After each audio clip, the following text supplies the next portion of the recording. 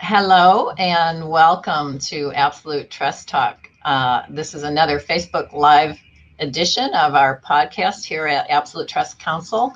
I'm Kirsten Howe, your host, and my guest today, financial advisor Michael Strohl, and I are going to be talking about planning for young families. And these are often families that maybe don't have a lot of assets yet, but as we're going to see, planning early on for them can make a big difference.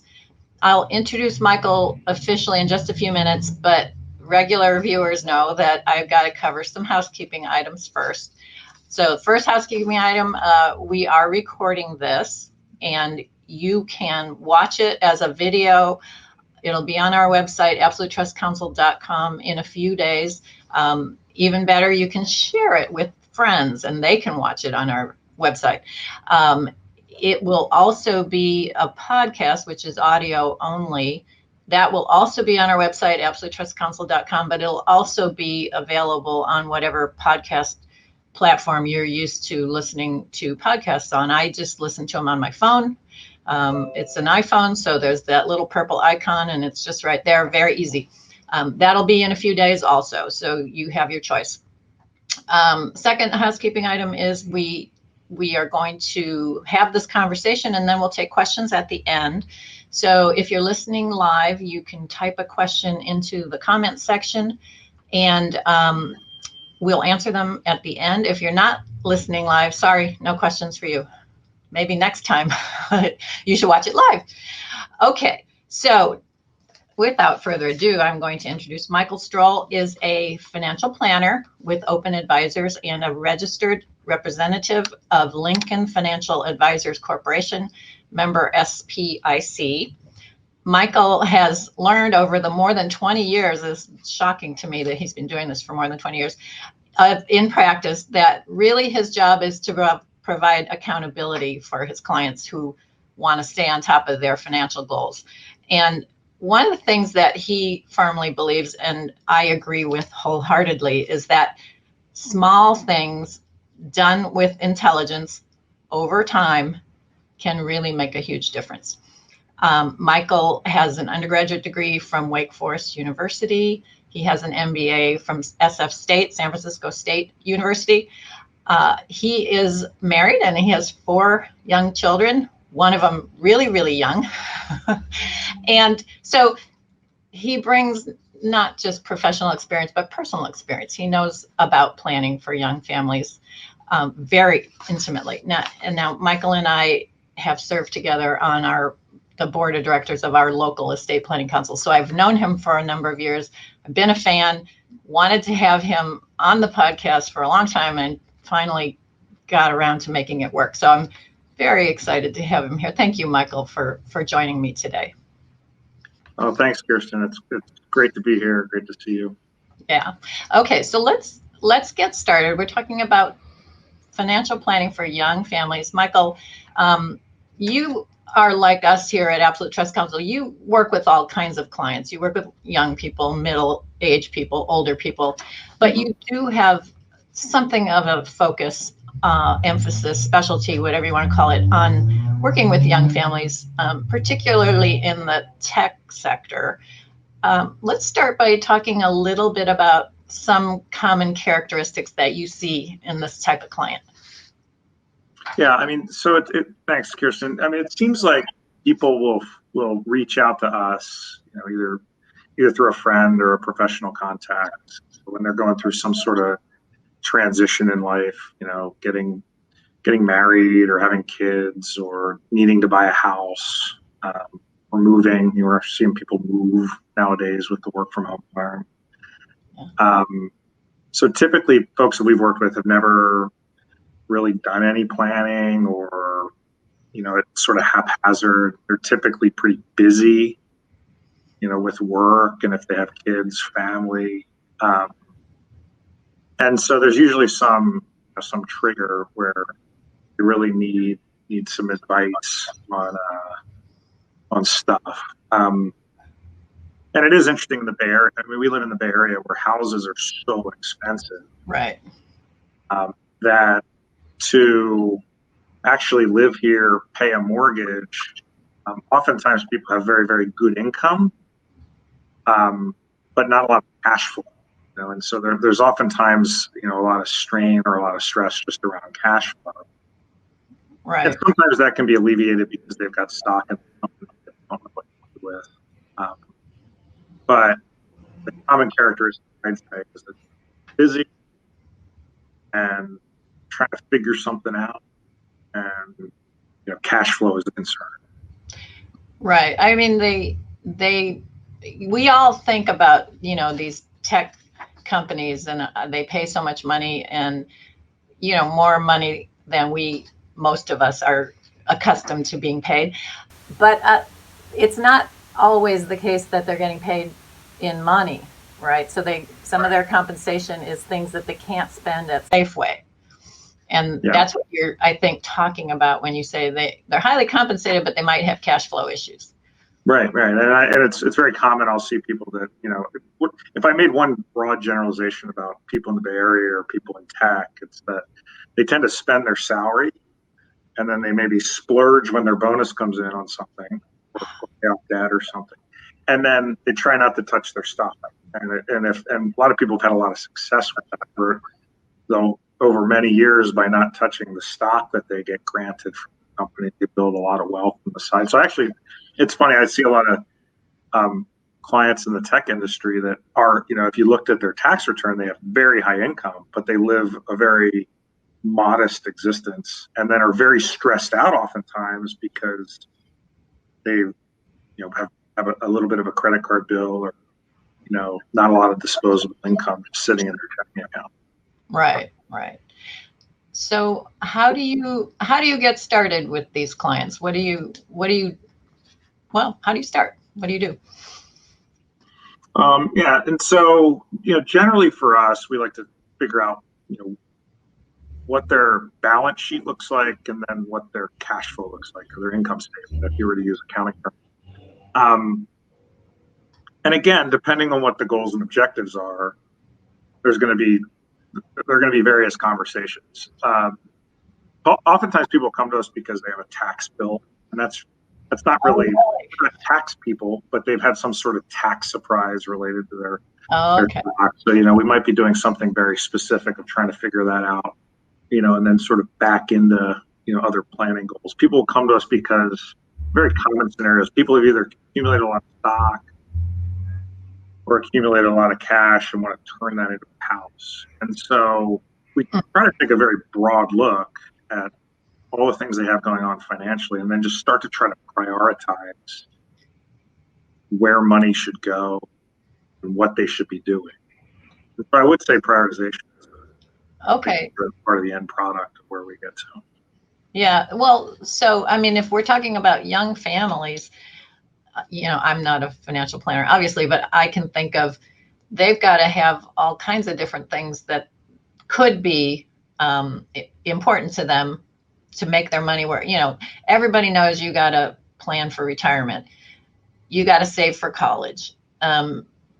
Somewhere along the way, maybe the house is going to need a new roof, or you're going to have to buy a house or upgrade your house. So how do you help them prioritize? Yeah, I mean, so and so I think that looking at things through a timeline is helpful, and so that's probably the broadest generalization of it. And so if someone comes to me and has, and they're starting a family, or they're recently married, or they have children already, if we look at where they are now, what's the most important thing? That the family's okay, in my opinion. And so, sort of first things first, you have a family, you need to make sure you have enough life insurance, because if someone dies, it's going to be a financial crisis. Right, especially if it's a high wage earner. Yeah. Well, but run through the scenario where it's not the high wage earner. It can be just as dire. And so, because you have childcare issues to deal with, grief. I agree. Is somebody still going to want to work 60 to 80 hours a week? So, I'd say generally, as far as prioritization, but what I usually am encouraging younger families at least to do is get a lot of life insurance. Oftentimes these tech companies, you can get a lot through your company. It's really easy. It's really cheap. Do that. So max that out if you can. Yeah. Max it out. You're not going to notice it. It's coming out of your paycheck. Right. If you have children and this, the second thing you probably, need to get in order is the estate plan. Right. And I don't know that the trust is as important because that's, somewhat dependent on the balance sheet. But naming guardians for the children is usually the big, that brings a lot of people, as you know, into your office to deal with guardians. And then depending on the balance sheet, get into, trust planning. So that's kind of the now. And then, and the other thing I'd say in the now area is people need to have cash on hand as an emergency reserve. And so that's sort of the third thing, we talk about now. But then depending on what the goals are, you sort of go through the stage of life. It's people will generally buy a house, and then their kids will go to college, and then they'll want to retire, and then their kids come back home, and they need to help their kids buy a house. That's the big thing, the big revelatory thing we're seeing. Yeah. But each of those is a goal, and so we want to make sure that we're saving for those things in the right way and in the right order. So I will see people that are saving too much for retirement at the cost of college, or saving too much for retirement at the cost of, building up a big enough down payment, fund for their houses. So we just try to make sure that that's all in line and money is going to the right places. Okay. So I guess maybe you're saying retirement is further down the road. So maybe for some people, put more money into college in the earlier years and less into retirement. Of course, they have, they may have, 401k or whatever, where there's matching. Yep. And you don't want to leave money on the table. Right. Yeah. Yeah. And so I think there's always a kind of an iterative order that we might go through with folks. And so I'll usually say, you want to contribute to your 401k up to the match. I think a lot of humans, a lot of Americans are sort of trained, hey, I've got to max my 401k out. But, one could argue that, hey, let me put money into my 401k up to the match. And then once I've gotten that free money from the company, now where should money go? Should it go to my house fund? Should it go to my emergency reserve? Should it go towards a college fund? Should it go towards, something else, some other objective that might be out there? So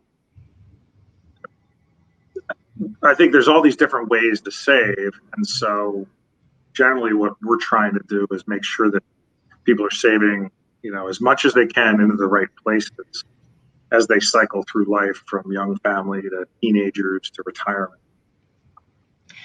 Well, and doing it, what's the word I'm looking for? Purposefully, not just willy-nilly. Just what are your goals?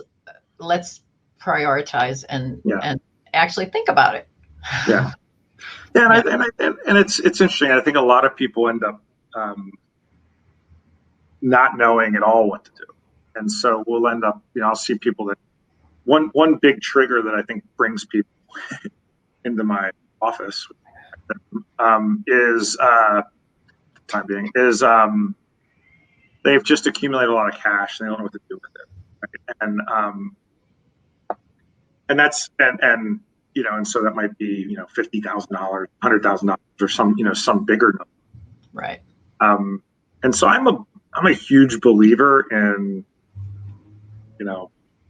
making sure that you save a lot of money. And again, you want it to be in a purposeful manner, but also, you could link a lot of things to your checking account: life insurance premiums, college funds, mutual funds, IRAs.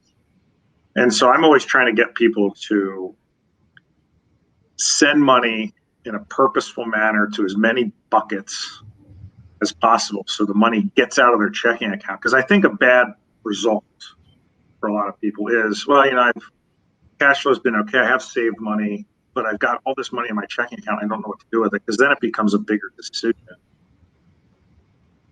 When I've got a large chunk of money, and do I invest it? How do I invest? It becomes very intimidating. So I'm amazed at how few people, besides their 401k, aren't doing any systematic investments. So I think when people finish with us, they've got money going all over the place, to all these purposeful things in the right amounts, hopefully. And that takes some time and it takes some work. I think that's the ultimate. Yeah. I have clients who I'll see them maybe further down. They're not young families anymore, and you see they have all kinds of odd investments that don't seem to be working together. Yeah. It doesn't seem to have been a plan, is what I'm saying. And so maybe they achieve their goals, maybe they don't. I don't know.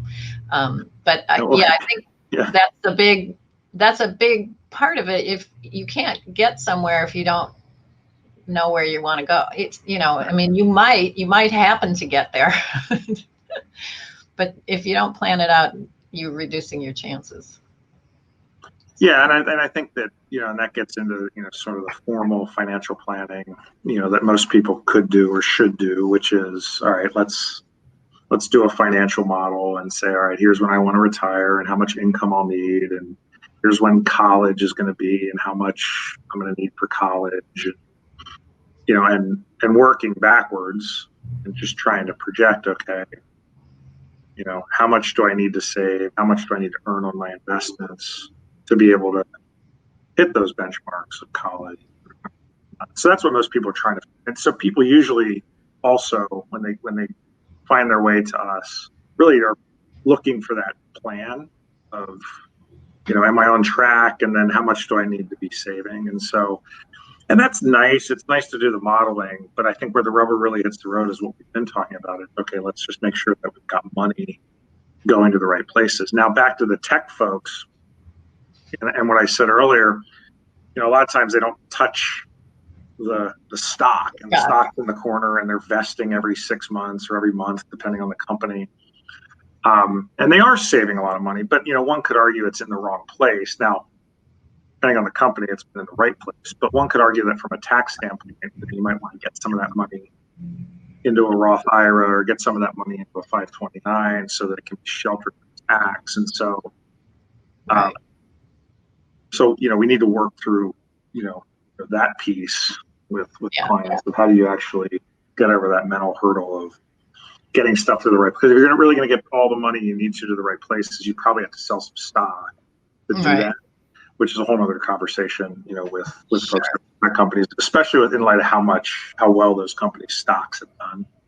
But it's what we work through. Right. So you got to take into account the taxation and also I don't need to tell you this, but if you're just letting that stock in your employer accumulate, you're definitely not going to be diversified the way somebody like you would like to see somebody diversified. Yeah, but I mean, frankly, I'm finding that you're talking about diversification with, diversification. It's been good to not be diversified. Right. So that's also that's a real challenge in getting people's, heads around that. We live in such an interesting place, with, this stock and, and how well some of these companies have done. So that I find myself talking about diversification with people. It's almost like I'm talking to a brick wall, and rightly so. But ultimately, yes, that there's that whole investing part of it. We need to get our arms around and have a long-term plan. Usually, people get to a certain, I would say, liquidity position or asset base where they eventually know they need to diversify and know they need an actual plan for their investments. But that people get there at their own times, their own pace. Yeah, I mean, I'm sure it's hard to talk to a client, and why would you, about, oh, you have too much Google stock? Well, that's they're thinking I don't have enough. Yeah, that's the goose that's laying golden eggs for me. Why would I want to sell that goose? No. Right, but and again, so and I think people always think the center of our conversation is always around investing and all that stuff. And the investing part figures itself out. And it's usually one of the easier parts of the planning that we do when the timing's right for folks. But you take somebody that works, at a big company, they can max their 401k. We're starting to see a lot of these companies, especially here in the Bay Area, and the tech companies offer these mega backdoor Roth 401k plans where you can basically put an extra 20 or 30,000 into your 401k, convert it in plan to Roth. And so a lot of the things that we do for people, really aren't, that we're trying to talk to people about is back to, again, what we were talking about earlier. It's just making sure you're saving in all these tax advantage places. Right. And if that's a means to chip away at some of your stock positions, then it's good. Right. But again, you don't want to overdo that if you're trying to buy a house or you've got kids that need to go to college well before you retire. And, we just try to tie it all together and be mindful of, what the big picture is. Right. And so that's so interesting because I'm sure a lot of people, when they think of financial advice, financial advisor, financial planner, they think about, oh, you mean somebody who can pick stocks for me. And you're basically, that didn't come up until this end of the conversation. Yeah. That's not job one for you. Yeah. No, not job one. And I not to digress too much, but yeah, we don't know where the markets are going. We don't know what stocks are good stocks. And that tends to be, very interesting to people or, more fun to talk about. No, it's, right. I think what I always say to people is, we want to have, when we do planning, we want to assume we want to be diversified. We want to make sure our assets are allocated properly between stocks, bonds, all the different classes. Yeah, but if you look back, if 20 years from now or 40 years from now, you look back and you say, hey, what was my return? You're going to be pretty happy if it's 5% or 6%, and you got that compound return over time. So that's what we use in our modeling, and that's where we try to get people is into a reasonable portfolio where we can expect a decent return, and it's not speculation. I mean, we're in a world right now where, there's a lot of speculation, right? Bitcoin, Tesla stock, there's just all this stuff that is going crazy in the world. And that's, you have to be very clear with, what is speculation and what is, a proper investment plan. And so again, back to, these young families that come here, these young people, one of the things I think they're oftentimes looking for is just, trying to figure out that piece. Like, how do you, how really should I be invested? Because there's all this stuff being thrown at them. The Robinhood trading app that's a big deal now, and Bitcoin, and all these ways to speculate. And even one could argue their company stock. There's all these ways that every kind of the world's telling them to speculate. And so I do think people are, trying to figure out exactly what's the right thing to do from an investing perspective. And I generally think that that's pretty straightforward and simple. Mm-hmm. But it's an education process. Right. Okay. I'm going to turn to our questions now. We do have a couple. If someone has just had a baby, this is a good one for you. What should they do right away? What we tend to do is, it's sort of the three things we usually get to are, let's make sure we've got a lot of life insurance because now we've got another person. Another mouth to feed, right? And again, that's easy. It's either through the employer or you're obtaining term insurance that's really low cost. Right. And so it's just doing the work of filling out the application and the phone interview and things like that. So life insurance is actually number one. Number two, what most people want to do is set up a college fund. And so once we get a Social Security number, we're usually setting up a college fund, and you can put as little as $50 a month into a college fund. So I always am encouraging people just start putting $50 a month away. You'll turn around in a year and say, "Whoa, I've got a lot. I've got a lot of money in there," and you feel good. You feel like you've done something. You've done some planning. So that's always a big confidence boost, for people, especially planning. And then obviously back to your world, you got to get to an attorney.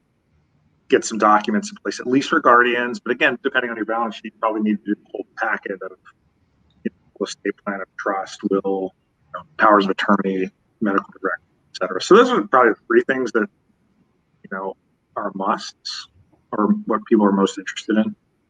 Okay. Yeah, that's good. I especially like that you mentioned estate planning. And I didn't pay him to say that. It's just, Well, it's the truth, people. well, I always, it's like I always joke, we don't do estate planning, but we'll talk about it with you as part of our process. But then generally our job is just to grab you by the ear, and drag you to Kirsten, Make you go. whomever, You have to do it. Yeah. We always have to circle the wagons to get people to go. And I've been telling people recently, it's easier now than ever because Kirsten, you used to make people come to your office all the time, right? That's right. Yeah. And now you'll do Zoom, and it's easier for all the young families. So now's the easiest time it's ever been for. That's right. For young families to do estate planning. You can meet with either one of us. Yeah. From the comfort of your couch in your pajamas. Yep. We're cool with that. Okay. How much life insurance should someone have? Good question. There are worksheets you can fill out that'll tell you that, and they get kind of complex about, do you want to pay off the mortgage and things like that. For simplicity, a couple ways that I generally will handle it is usually there's a number that feels good to people, which isn't a real scientific approach, but usually people want to get $500,000 of coverage for a set period of years, or $1 million or $2 million. The other benchmark is, and people can kind of add up in their head what that would cover, and so whatever, think about it, is what I tell most people. What do you think? And then I always like the benchmark at 10 times income. So if I make $150,000, I probably should have 1.5 million covered. That's sort of a rule of thumb that's, again, not very scientific, but if you kind of start adding things up, like paying off the mortgage and sending some kids to college and childcare expenses, it doesn't take long to get to 1.5 million, 2 million for somebody that has children. Right. That's good. That's a good, rule of thumb. 10 times salary. That's something to work on. And life insurance, as you said, is so cheap, and especially when you're young and healthy, just for a term of years until those kids graduate from college with their bachelor's degree from the Ivy League. or whatever. That's all you need. Okay.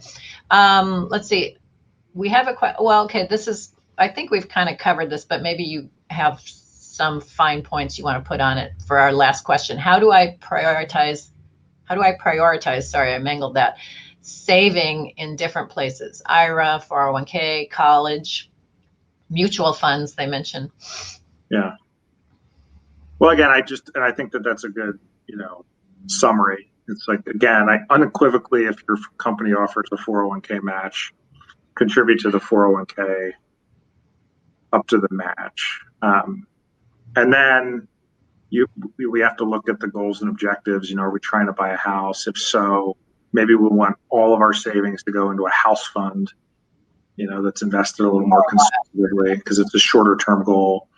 If we've already got a house, then maybe we need to, after we get to the match, be getting, for husband and wife, $30,000 per year into a college fund, because that's the gift limit. And if we get there, then maybe we go back to the 401k to max that out. Then maybe we go to IRAs and do $6,000 a year to IRAs. And then maybe we're investing, into a longer term, like mutual fund or, personal. So that's sort of the maze that we try to navigate or decision tree. Yeah. That's a good way of putting it. You really made that clear. You laid it out really well. Thank you. Okay. So thank you so much, Michael. I really enjoyed talking to you, and I'm sure our listeners will benefit greatly. And thank you so much for your time. I know you're just as busy. You're much busier, father of 4 young children. My wife is. Okay. Your wife is busy. But anyway, I really appreciate you coming on here today. Yeah. I appreciate it, Kirsten. Thanks for the opportunity. You are most welcome. All right. See you soon. Bye-bye. Okay, so thank you all for joining me today. I hope you got a lot out of that. I know I did. I always enjoy talking to Michael. And I'm just going to remind you that, he was talking about estate planning. We were talking about planning for young families. It's very, very important for young families to at least have named guardians. And, you may need to do more planning than that, but we are here to help you. We're happy to help you. We work with lots of young families. So if we can help you at all, go to absolutetrustcouncil.com and you can schedule yourself an appointment on our website. And I would be honored to talk to you. So I would look forward to seeing you next time. And in the meantime, stay healthy and safe.